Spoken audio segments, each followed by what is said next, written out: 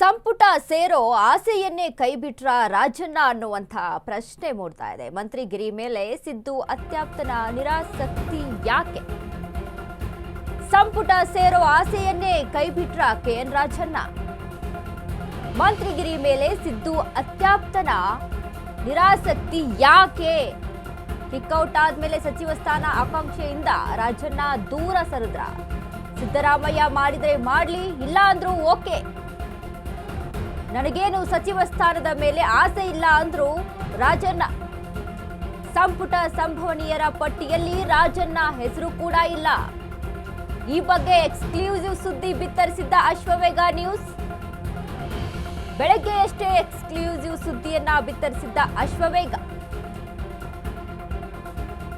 ಈ ಬಗ್ಗೆ ನಾವು ಮುಂಚೆನೆ ಹೇಳಿದ್ವಿ, ಸಂಪುಟ ಸೇರೋ ಆಸೆಯನ್ನ ಕೈ ಬಿಡ್ತಾರ ಕೆಎನ್ ರಾಜಣ್ಣ. ಮಂತ್ರಿಗಿರಿ ಮೇಲೆ ಸಿದ್ದು ಅತ್ಯಾಪ್ತನ ನಿರಾಸಕ್ತಿ ಯಾಕೆ ಅನ್ನುವಂಥ ಪ್ರಶ್ನೆ ಮೂಡ್ತಾ ಇತ್ತು. ಈ ಬಗ್ಗೆ ನಾವು ಸುದ್ದಿಯನ್ನ ಕೂಡ ಬಿತ್ತರಿಸಿದ್ವಿ.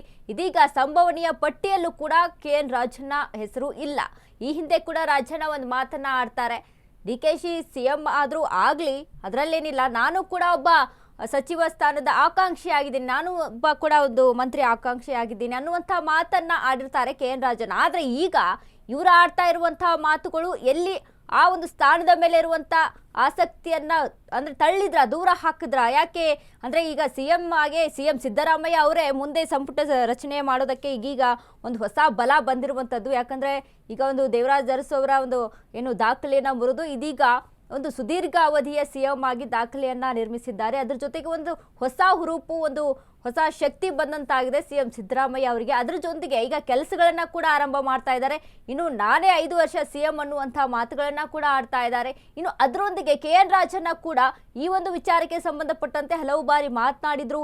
ಇದ್ರ ಕುರಿತು ಹೈಕಮಾಂಡ್ಗೆ ಪತ್ರವನ್ನ ಸಹಿತ ಬರೆದಿದ್ರು. ಅದ್ರ ಜೊತೆಗೆ ಇನ್ನೊಂದು ವಿಚಾರ ನೋಡ್ಬೇಕಂತ ಅಂದ್ರೆ, ಸಿದ್ದರಾಮಯ್ಯ ಅವರ ಪರಮ ಆಪ್ತನಾದಂತ ಕೆಎನ್ ರಾಜಣ್ಣ ಅವರ ಈ ಮಾತು ಹಲವಾರು ಒಂದು ಅನುಮಾನಗಳಿಗೆ ಎಡೆ ಮಾಡಿ ಕೊಡ್ತಾ ಇದೆ. ಅದರಂತೆ ಯಾಕೆ ಈ ಒಂದು ನಿರಾಸಕ್ತಿಯನ್ನ ತೋರ್ತಾ ಇದ್ದಾರೆ ಅಂದ್ರೆ, ಮಂತ್ರಿ ಓಕೆ ಅಂದ್ರು ಓಕೆ, ಇಲ್ಲ ಅಂದ್ರೆ ಓಕೆ, ನನಗೇನು ಪ್ರಾಬ್ಲಮ್ ಇಲ್ಲ ಅನ್ನುವಂಥ ಮಾತುಗಳನ್ನ ಆಡಿರುವಂಥದ್ದು. ಅಂದ್ರೆ ಬೆಳಿಗ್ಗೆ ಅಷ್ಟೇ ಈ ಬಗ್ಗೆ ನಾವು ಎಕ್ಸ್ಕ್ಲೂಸಿವ್ ಆಗಿ ಸುದ್ದಿಯನ್ನ ಹರಿಬಿಟ್ಟಿದ್ವಿ. ಈಗ ಅದರಂತೆ ಸಂಭವನೀಯ ಪಟ್ಟಿಯಲ್ಲೂ ಕೂಡ ಈ ಒಂದು ಕೆಎನ್ ರಾಜಣ್ಣ ಅವರ ಹೆಸರು ಕಾಣಿಸ್ತಾ ಇಲ್ಲ. ಹೀಗಾಗಿ ಒಂದು ವೇಳೆ ಕಾಂಗ್ರೆಸ್ ಪಕ್ಷದಲ್ಲಿ ಅಂದ್ರೆ ಯಾಕೆ ಈ ರೀತಿಯಾದಂಥ ಒಂದು ನಿರಾಸಕ್ತಿಯನ್ನ ತೋರಿದ್ರು ಅನ್ನುವಂಥದ್ದು ಮತ್ತೊಂದು ಕಡೆ. ಆದ್ರೆ ಯಾಕೆ ಒಂದು ಅಂದ್ರೆ ಸಿದ್ದರಾಮಯ್ಯ ಅವರ ಪರಮ ಆಪ್ತ, ಸಿದ್ದರಾಮಯ್ಯವರ ಜೊತೆ ಅಷ್ಟು ಕೆಲಸಗಳನ್ನ ಮಾಡಿದ್ದಾರೆ, ಇನ್ನು ಅವರ ಜೊತೆಗೆ ಬೆಂಬಲಿಗರಾಗಿ ಅವರ ಜೊತೆಗೆ ಅವರ ಸಪೋರ್ಟಿವ್ ಆಗಿ ಸಾಕಷ್ಟು ಬಾರಿ ಮಾತನಾಡಿದ್ದಾರೆ.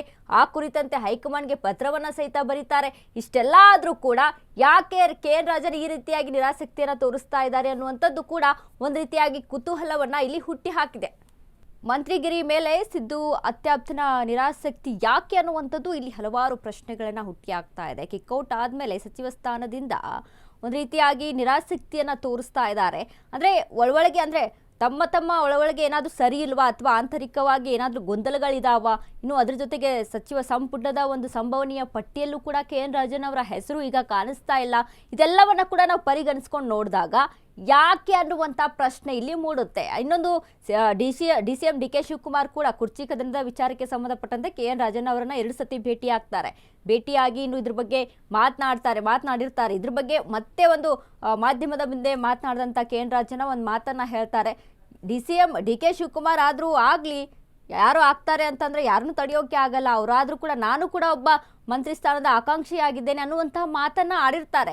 ಆದ್ರೆ ಈಗ ಈ ಒಂದು ನಿರಾಸಕ್ತಿಯನ್ನ ತೋರಿದ್ಯಾಕೆ ಅನ್ನುವಂಥ ಪ್ರಶ್ನೆ ಇಲ್ಲಿ ಹೆಚ್ಚಾಗಿ ಕಂಡು ಬರ್ತಾ ಇರುವಂಥದ್ದು. ಇನ್ನು ಅದ್ರ ಜೊತೆಗೆ ನಾವು ನೋಡಿದಾಗ ಸಿದ್ದರಾಮಯ್ಯ ಅವರ ಪರಮ ಆಪ್ತರ ಪರವಾಗಿ ಅಂದ್ರೆ ಪರಮ ಆಪ್ತರ ಲಿಸ್ಟ್ನಲ್ಲಿ ನೋಡಿದಾಗ ಕೆಎನ್ ರಾಜಣ್ಣ ಕೂಡ ಮೊದಲಿಗರಾಗಿರ್ತಾರೆ. ಇದನ್ನೆಲ್ಲ ಗಮನಿಸಿ ನೋಡಿದಾಗ ಯಾಕೆ ಈ ರೀತಿಯಾದಂಥ ನಿರಾಸಕ್ತಿಯ ಮಾತುಗಳನ್ನ ಆಡಿದ್ರು? ಆಂತರಿಕವಾಗಿ ಏನಾದರೂ ಗೊಂದಲಗಳಿದಾರ, ಅಥವಾ ಆಂತರಿಕವಾಗಿ ಸರಿ ಇಲ್ವಾ? ಇನ್ನು ಕಾಂಗ್ರೆಸ್ನಿಂದ ಕಿಕ್ಔಟ್ ಆದಮೇಲೆ ಕೆಎನ್ ರಾಜಣ್ಣ ಅವರ ಈ ಒಂದು ವೈರಾಗ್ಯದ ಮಾತುಗಳು ಹಲವಾರು ಒಂದು ಅನುಮಾನಗಳಿಗೆ ಎಡೆ ಮಾಡಿ ಕೊಡ್ತಾ ಇದೆ. ಈ ಬಗ್ಗೆ ಹೆಚ್ಚಿನ ಮಾಹಿತಿಯನ್ನು ಕೊಡೋದಕ್ಕೆ ನಮ್ಮ ಜೊತೆ ನೇರ ಸಂಪರ್ಕದಲ್ಲಿದ್ದಾರೆ ನಮ್ಮ ಪ್ರತಿನಿಧಿ ವಿವೇಕ್. ವಿವೇಕ್, ಈಗ ಗಮನಿಸಿ ನಾವು ನೋಡಿದಾಗ ಈ ಒಂದು ವಿಚಾರ ಏನು, ಸಂಪುಟ ಸೇರೋ ಆಸೆಯನ್ನ ಕೈ ಬಿಟ್ರ ರಾಜಣ್ಣ ಅನ್ನುವಂಥ ಒಂದು ಪ್ರಶ್ನೆಗಳು ಇಲ್ಲಿ ಕಾಣಿಸ್ತಾ ಇದೆ. ಯಾಕೆ ಈ ರೀತಿಯಾದಂಥ ನಿರಾಸಕ್ತಿಯ ಮಾತುಗಳನ್ನ ಆಡಿದ್ರು ಕೆಎನ್ ರಾಜಣ್ಣ ಅಂತ? ಎಸ್ ವನಿತಾ, ಈಗಾಗಲೇ ಇನ್ನೇನು ಕೆಲವೇ ದಿನಗಳಲ್ಲಿ ಸಚಿವ ಸಂಪುಟ ವಿಸ್ತರಣೆ ಕೂಡ ಆಗುತ್ತೆ, ಸಚಿವರೆಲ್ಲರೂ ಬದಲಾವಣೆ ಆಗುತ್ತೆ ಎಂಬ ಮಾತುಗಳು ಪದೇ ಪದೇ ಕೇಳಿ ಬರ್ತಾನೆ ಇದೆ. ಅದು ಕೂಡ ಅಷ್ಟೇ 2.5 ವರ್ಷ ಆದ ಬಳಿಕದಿಂದಲೂ ಕೂಡ, ಅಂದರೆ ನವೆಂಬರ್ 20ನೇ ತಾರೀಕಿನಿಂದ ಕೂಡ ಈ ವಿಚಾರ ಪ್ರಾರಂಭವಾಗಿದೆ. ಸತತವಾಗಿ 2 ತಿಂಗಳವರೆಗೂ ಕೂಡ ಈ ವಿಚಾರ ಚರ್ಚೆಯಲ್ಲೇ ಇದೆ. ಮೊದಲಿಗೆ ಯಾಕೆ ಈ ಕ್ಯಾಬಿನೆಟ್ ಎಕ್ಸ್ಪ್ಯಾನ್ಷನ್ ಅನ್ನು ನಿಲ್ಲಿಸಿರ್ತಾರೆ ಅನ್ನೋ ಒಂದಿಷ್ಟು ವಿಚಾರಗಳ ಪೈಕಿ ಚರ್ಚೆ ಮಾಡ್ತಾ ಹೋದ್ರೆ, ಮೊದಲಿಗೆ ಅಧಿವೇಶನ ಬರುತ್ತೆ. ಆ ಅಧಿವೇಶನದ ಸಂದರ್ಭದಲ್ಲಿ ಏನಾದರೂ ನಾವು ಕ್ಯಾಬಿನೆಟ್ ವಿಸ್ತೀರ್ಣ ಮಾಡಿದ್ರೆ ಅಥವಾ ಕ್ಯಾಬಿನೆಟ್ ರೀಶಫಲ್ ಮಾಡಿದ್ರೆ ಅಲ್ಲಿರ್ತಕ್ಕಂಥ ಸಚಿವರು ಬದಲಾವಣೆ ಆದರೆ, ಅಂದರೆ ಸದನದಲ್ಲಿ ನಡೆತಕ್ಕಂಥ ಅಧಿವೇಶನದಲ್ಲಿ ಯಾರು ಕೂಡ ಉತ್ತರ ನೀಡೋದಕ್ಕೆ ಸಾಧ್ಯವಾಗೋದಿಲ್ಲ. ಆ ನಿಟ್ಟಿನಲ್ಲಿ ಆ ಅಧಿವೇಶನದ ಮುಂಚಿತವಾಗಿ ಮಾಡೋದು ಬೇಡ, ಅಧಿವೇಶನ ಮುಗಿದ ಬಳಿಕ ಮಾಡೋಣ ಅನ್ನೋ ಒಂದಿಷ್ಟು ಸಲಹೆ ಸೂಚನೆಗಳು ಆಗುತ್ತೆ. ಅದಾದ ಬಳಿಕ ಹೈಕಮಾಂಡ್ ಕೂಡ ಒಂದು ಬಾರಿ ಗ್ರೀನ್ ಸಿಗ್ನಲ್ ಕೊಡುತ್ತೆ ಅಂತ ನೇರವಾಗಿ ಸಿದ್ದರಾಮಯ್ಯ ಅವರು ಬಹಿರಂಗ ಹೇಳಿಕೆಯನ್ನೇ ಕೊಟ್ಟಿದ್ರು. ರಾಹುಲ್ ಗಾಂಧಿ ಅವರು ಸಚಿವ ಸಂಪುಟ ವಿಸ್ತರಣೆ ಮಾಡಿ ಅಂತ ಹೇಳಿದ್ದಾರೆ ಅಂತ. ಆದರೆ ಈಗ ಸದ್ಯದ ಮಟ್ಟಿಗೆ ನಿನ್ನೆ ಅಷ್ಟೇ ಸ್ಟೇಟ್ಮೆಂಟ್ ಕೊಟ್ಟಿರ್ತಕ್ಕಂಥದ್ದು, ರಾಹುಲ್ ಗಾಂಧಿ ಅವರು ಅಪಾಯಿಂಟ್ಮೆಂಟ್ ಏನಾದರೂ ಕೊಟ್ಟು ಭೇಟಿ ಮಾಡಿದ್ರೆ ಅವರ ಜೊತೆ ಚರ್ಚೆ ಮಾಡಿ ಸಚಿವ ಸಂಪುಟ ವಿಸ್ತರಣೆ ಮಾಡ್ತೀನಿ ಅಂತ ನಿನ್ನೆ ಸಿದ್ದರಾಮಯ್ಯ ಅವರು ಬಹಿರಂಗವಾಗಿ ಹೇಳಿಕೆ ಕೊಟ್ಟಿದ್ದಾರೆ.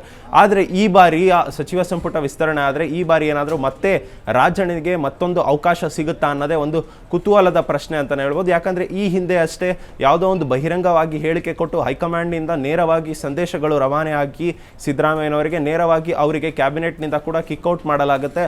ಆದರೆ ಯಾವುದೇ ಒಂದು ಸ್ಪಷ್ಟವಾದ ನಿಲುವನ್ನು ಕೂಡ ಹೇಳೋದಿಲ್ಲ ಯಾಕೆ ಅವ್ರನ್ನ ಸಚಿವ ಸಂಪುಟದಿಂದ ವಜಾ ಮಾಡಲಾಗಿದೆ ಅಂತ. ಆದರೆ ಅವ್ರಿಗೆ ವಜಾ ಮಾಡಿದ್ದು ಒಂದು ರೀತಿಯಾಗಿ ಬೇಸರ ಕೂಡ ಉಂಟು ಮಾಡಿರುತ್ತೆ. ಜೊತೆಗೆ ಈ ಹಿಂದೆ ಅಷ್ಟೇ ನಾಗೇಂದ್ರ ಅವರು ಕೂಡ ಇದೇ ರೀತಿಯಾಗಿ ಸಚಿವ ಸಂಪುಟ ಸ್ಥಾನದಿಂದ ಕೂಡ ವಜಾ ಆಗಿರ್ತಾರೆ. ಜೊತೆಗೆ ಅವರಿಬ್ಬರು ಕೂಡ ಎಸ್ ಟಿ ನಾಯಕರಾಗಿರ್ತಾರೆ. ಇದು ಕೂಡ ದೊಡ್ಡ ಮಟ್ಟದಲ್ಲಿ ಡ್ಯಾಮೇಜ್ ಆಗುವಂಥ ಸಾಧ್ಯತೆಗಳಿದೆ ಕಾಂಗ್ರೆಸ್ಗೆ ಅಂತ ಈಗಾಗಲೇ ದೊಡ್ಡ ಮಟ್ಟದಲ್ಲಿ ಲೆಕ್ಕಾಚಾರ ಆಗಿ ಮುಂದಿನ ಸಚಿವರಿಗೆ ಯಾರಿಗಾದ್ರೂ, ಅಂದರೆ ನಾಗೇಂದ್ರ ಚಾನ್ಸ್ ಆಗಿರ್ಬೋದು, ಜೊತೆಗೆ ರಾಜಣ್ಣ ಅವರ ಸಚಿವ ಸ್ಥಾನ ಆಗಿರ್ಬೋದು, ಇದು ಯಾರಿಗಾದ್ರೂ ಒಂದು ವಾಲ್ಮೀಕಿ ಸಮುದಾಯದ ನಾಯಕರಿಗೆ ಕೊಡಬೇಕು ಅನ್ನೋ ಒಂದಿಷ್ಟು ಲೆಕ್ಕಾಚಾರದಲ್ಲೂ ಕೂಡ ಇದ್ರೆ, ಜೊತೆಗೆ ಎಸ್ ಟಿ ನಾಯಕನಿಗೆ ಬಣೆ ಹಾಕಬೇಕು ಅನ್ನೋ ಒಂದಿಷ್ಟು ಲೆಕ್ಕಾಚಾರದಲ್ಲೂ ಕೂಡ ಹೈಕಮಾಂಡ್ ಇತ್ತು. ಆದರೆ ಮೊನ್ನೆ ಅಷ್ಟೇ ರಾಜಣ್ಣ ಅವರು ಕೂಡ ಒಂದಿಷ್ಟು ಬಾರಿ ಸ್ಟೇಟ್ಮೆಂಟ್ ಅನ್ನ ಕೊಡ್ತಾ, ಡಿ ಕೆ ಶಿವಕುಮಾರ್ ಅವರು ಏನಾದರೂ ಮುಖ್ಯಮಂತ್ರಿ ಆದರೆ ಅವರ ಮುಖ್ಯಮಂತ್ರಿಯಲ್ಲಿ ನನಗೆ ಸಚಿವ ಸ್ಥಾನ ಬೇಡ ಅಂತ ಬಹಿರಂಗವಾಗಿ ಹೇಳಿಕೆ ಕೊಟ್ಟಿದ್ರು. ಜೊತೆಗೆ ಮತ್ತೊಮ್ಮೆ ಅವರು ಇವತ್ತು ಪುನರುಚ್ಚಾರ ಮಾಡಿದ್ದಾರೆ ಅಂತಾನೆ ಹೇಳ್ಬೋದು. ಸಿದ್ದರಾಮಯ್ಯನವರು ಏನಾದರೂ ಮತ್ತೆ ನನಗೆ ಇಷ್ಟಪಟ್ಟು ಏನಾದರೂ ಸಚಿವ ಸ್ಥಾನ ಕೊಟ್ಟರೆ ತೆಗೆದುಕೊಳ್ತೀನಿ, ಇಲ್ಲ ಅಂದರೆ ನನಗೆ ಯಾವುದೇ ಆಸೆ ಇಲ್ಲ ಅಂತ ಒಂದು ರೀತಿಯಾಗಿ ಎಲ್ಲೋ ಒಂದು ಕಡೆ ನನಗೆ ಸಚಿವ ಸ್ಥಾನದ ಮೇಲೆ ನಾನು ಆಕಾಂಕ್ಷಿ ಅಲ್ಲ ಅಂತ ತೋರಿಸ್ಕೊಳ್ತಿದ್ದಾರೆ. ಮಗನಿಗೆ ಏನಾದರೂ ಅಂದರೆ ಬಹಿರಂಗವಾಗಿ ಹೇಳದೆ ಮಗನಿಗೆ ಸಚಿವ ಸ್ಥಾನ ನೀಡಿ ಅಂತೆಲ್ಲಾದರೂ ರಾಜಣ್ಣ ಪರೋಕ್ಷವಾಗಿ ತೋರಿಸ್ಕೊಳ್ತಿದ್ದಾರೆ ಅನ್ನೋದು ಕೂಡ ಒಂದಿಷ್ಟು ಪ್ರಶ್ನೆಗಳು ಮೂಡಿಸುತ್ತೆ. ಈ ಮಧ್ಯೆ ಒಂದು ಹೇಳಿಕೆಯನ್ನ ಸಹಿತ ಕೊಡ್ತಾರೆ KN ರಾಜಣ್ಣ ಅವರು. ಅಂದ್ರೆ ನಾನು ಕೂಡ ಒಂದು ವೇಳೆ DCM ಏನಾದರೂ ಮುಖ್ಯಮಂತ್ರಿ ಆದ್ರೆ, DKಶಿ ಏನಾದರೂ ಮುಖ್ಯಮಂತ್ರಿ ಆದ್ರೆ ನಾನು ಕೂಡ ಅಲ್ಲಿ ಆಕಾಂಕ್ಷಿ ಆಗಿದ್ದೀನಿ, ಅಂದ್ರೆ ನಾನು ಕೂಡ ಮಂತ್ರಿಯ ಒಂದು ಆಕಾಂಕ್ಷಿ ಆಗಿದ್ದೀನಿ ಅನ್ನುವಂತ ಹೇಳಿಕೆಯನ್ನು ಕೊಡ್ತಾರೆ. ಆದ್ರೆ ದಿಢೀರಾಗಿ ಈ ಒಂದು ಅಂದ್ರೆ ಸಿದ್ದರಾಮಯ್ಯ ಅವರ ಆಪ್ತನಾದಂತ KN ರಾಜಣ್ಣ ಅವರ ಈ ಒಂದು ಹೇಳಿಕೆ ಏನಿದೆ, ಇದು ರಾಜಕೀಯದಲ್ಲಿ ಅಂದ್ರೆ ಆಂತರಿಕವಾಗಿ ಏನಾದರೂ ಗೊಂದಲ ಇದೆಯಾ ಹೇಗೆ ಅಂತ?